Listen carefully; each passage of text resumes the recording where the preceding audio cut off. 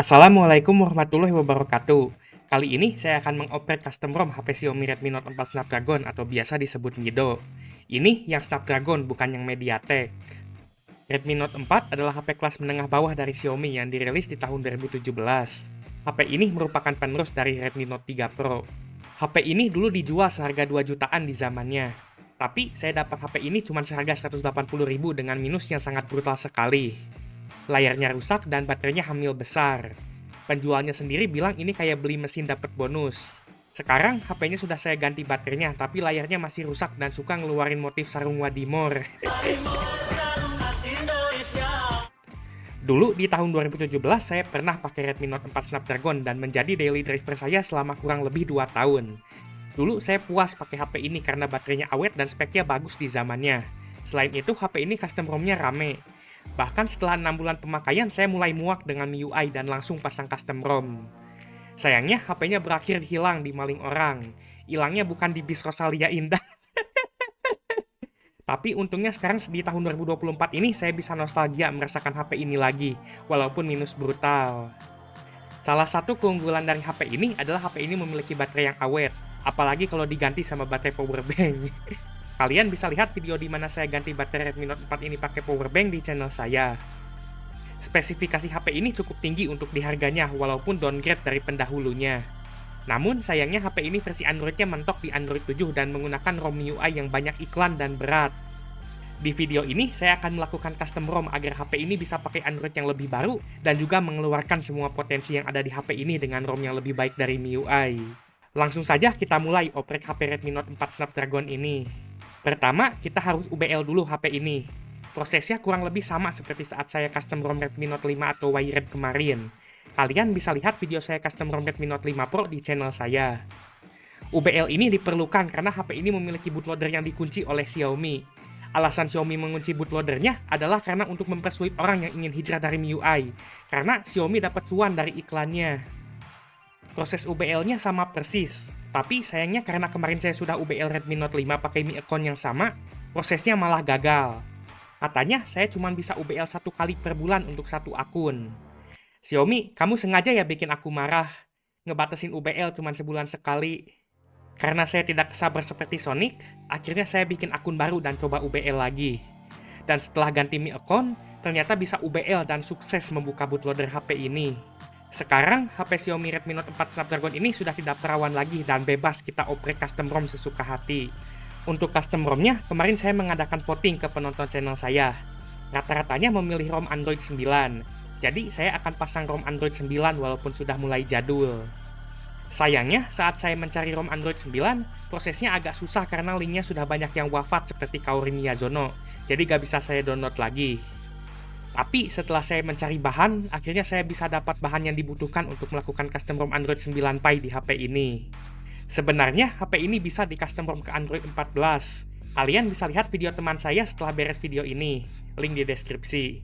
Tapi karena saya butuh performa gaming tinggi yang paling ringan dan diminta penonton untuk pasang Android 9, ya udahlah pasang Android 9 aja. Setelah UBL, kita perlu pasang custom recovery seperti TWRP untuk melakukan instalasi custom ROM. Kalau mau install dari fastboot, file recovery-nya harus berubah file .img. Karena recovery yang saya download ini formatnya zip, jadi saya harus ekstrak dulu file .img-nya. Kalau sudah dapat file img-nya, baru bisa kita flash pakai fastboot.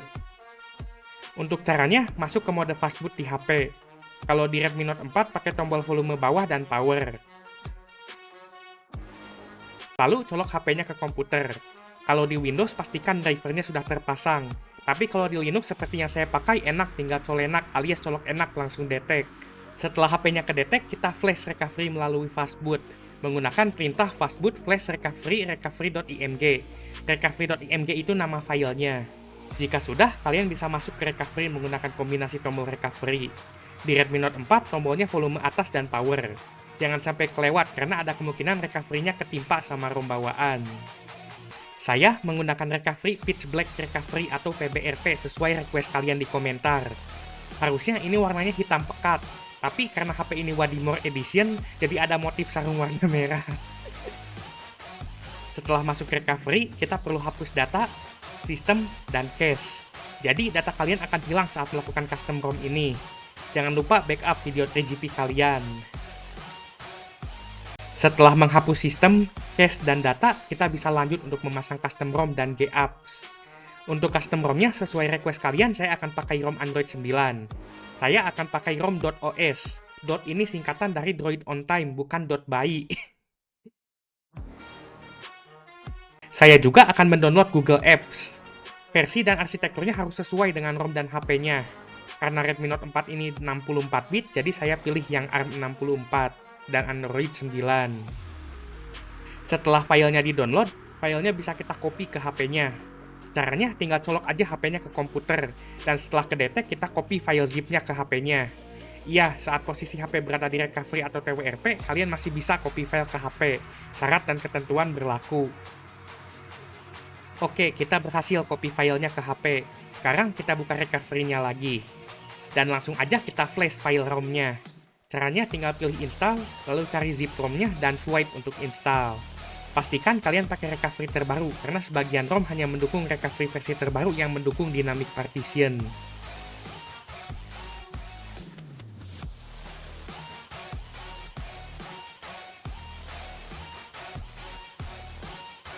Kalau sudah, kalian bisa restart ke sistem dan langsung booting ke custom ROM. Di sini adalah salah satu bagian paling menegangkan dalam memasang custom ROM. Setelah restart, HP akan mencoba masuk ke custom ROM. Kalau custom ROM-nya cocok dan cara installnya benar, seharusnya nggak bootloop, kecuali kalau ada masalah lain di HP-nya. Kalau HP-nya sukses booting dan tidak bootloop, kalian lanjut masukin akun Google dan setting waktu dan setting awal HP-nya atau biasa disebut OOBE. HP ini masuk ROM-nya, tapi langsung disambut sama error kayak gini. Untungnya saya masih bisa lanjut, tapi saya dipaksa harus connect WiFi, gak kayak ROM lain di mana saya bisa lanjut gak pakai internet. Sayangnya, apapun HP-nya yang saya custom ROM, gak pernah ada zona waktu Cibaduyut, bikin saya kecewa berat. Di .os ini juga gak ada waktu Cibaduyut, terpaksa saya harus pilih Jakarta yang banjir. Selain dipaksa untuk connect WiFi, saya juga dipaksa untuk pasang kunci di HP ini, padahal saya gak mau pakai password apapun. Untungnya, ROM ini gak maksa saya buat bayar parkir 2000. Dan setelah beres setting awal, kita bisa melihat tampilan awal HP ini dengan custom ROM ini. Sebenarnya, sekarang HP-nya sudah bisa dipakai seperti biasa, tapi saya masih akan melakukan beberapa oprek ke HP ini. .os ini memiliki fokus utama untuk memiliki tampilan seperti versi Android baru, padahal versi Android-nya masih versi lama. Walaupun ini Android 9, tapi agak-agak mirip seperti Android yang lebih baru tampilannya. Untuk kostumisasinya ini cukup lengkap dan juga tidak terlalu jamet banget. Pertama kali saya pakai .os itu di Redmi Note 1 4G. Dulu saya beli HP itu udah kepasang custom ROM .os, dan sekarang saya merasakannya lagi di Redmi Note 4 ini. Untuk opreknya, saya akan pasang custom kernel. Custom kernel ini adalah kernel yang sudah dimodifikasi dan biasanya menawarkan performa yang lebih cepat dibandingkan kernelnya, dan gak jarang membawakan fitur baru. Kali ini saya akan pakai custom kernel Octopus. Kernel ini melakukan overclock CPU ke 2.2 GHz, jadi seharusnya performa HP ini bakal naik. Langsung saja kita lanjut ke proses instalasinya. Pertama, masuk dulu ke recovery. Setelah masuk ke recovery, kita colok lagi HP-nya ke komputer untuk copy filenya. Untungnya recovery-nya bisa baca partisi data, jadi internalnya masih bisa kebaca. Saya copy file custom kernelnya dan juga NFS injector untuk nanti. Pertama, kita backup dulu partisi bootnya.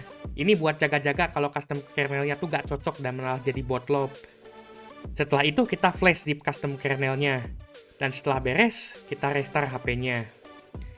Jika sukses, maka akan booting seperti biasa dan tidak bootloop. Kalau proses custom kernelnya gagal, HP-nya bakal stuck di logo Xiaomi. Seperti yang terjadi kemarin saat saya pasang custom kernel di Redmi Note 5 Pro, karena kernelnya itu gak cocok sama Android 13.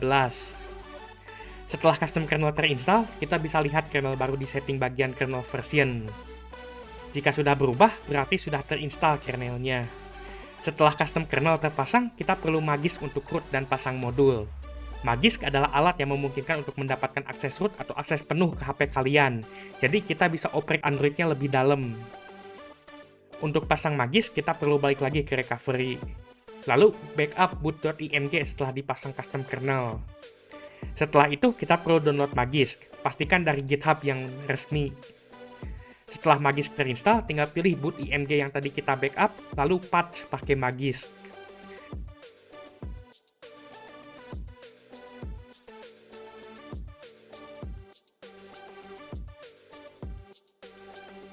Dan ternyata berhasil patch filenya. Sekarang kita perlu flash boot IMG yang sudah dipatchnya itu lewat recovery. Jadi balik lagi ke recovery. Jangan sampai lupa lokasi output filenya. Di recovery, install IMG yang dikeluarkan Magisk ke partisi boot.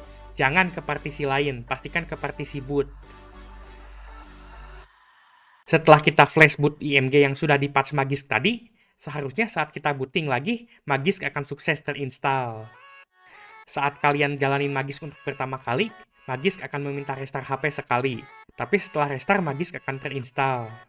Selanjutnya, kita akan pasang modul Magisk NFS Injector. Ini adalah modul Magisk yang katanya bisa menambah performa gaming. Untuk cara pasangnya, tinggal buka Magisk, pilih zipnya, lalu tunggu sampai beres installnya. Setelah beres, tinggal restart HP-nya. Sudah disediakan tombolnya di pojok bawah. Saat kalian restart dan buka Magisk, seharusnya modulnya sudah terinstall. Karena sekarang HP ini sudah memiliki akses root, kita bisa hapus thermal di HP ini. Fungsinya agar HP tidak berkurang performanya kalau panas atau baterai sekarat. Hanya lakukan menghapus thermal ini jika kalian mengerti resiko dari mematikan thermal throttling. Kalau nggak tahu apa-apa, sebaiknya jangan ikutin. Pertama, saya download Explore. Ini adalah file manager yang bisa akses root. Sayangnya, pas saya buka, gak tahu kenapa malah ngeblank di HP ini. Padahal biasanya aplikasi ini lancar-lancar aja di HP lain. Akhirnya saya coba pakai terminal emulator atau sekarang namanya berubah jadi Term1. Setelah itu, saya cari file thermal engine-nya. Biasanya ada di etc, system atau vendor. Dan saya rename filenya. Saya tambahin .pack di belakangnya. Kalau udah, kita tinggal restart. Biar seperti Henkel TZY beneran, restartnya lewat terminal. Setelah restart, kita bisa setting pakai Smart Pack untuk pakai governor performance dan clock speed rata kanan. Dan kita bisa pindah ke mode gaming, biar HP ini jadi beneran gaming. Untuk oprek kali ini, kita berhasil memasang Android 9 di Redmi Note 4 ini dengan custom kernel, root pakai Magisk, dan juga hapus thermal. Setelah melakukan oprek tersebut, bagaimana performa HP-nya? Untuk itu, kita akan coba tes performa HP ini dengan benchmark. Untuk CPU throttling test, suhu HP ini tuh stabil dan skornya sekitar 60-70-an. Di MIUI aja stabil, apalagi setelah custom ROM. Untuk Antutu benchmark versi 10, ini lama banget jalaninnya. Tapi setelah beres, HP ini mendapatkan skor 152.000. Ini tuh setelah pakai custom kernel dan clock speed CPU dan GPU-nya tuh naik.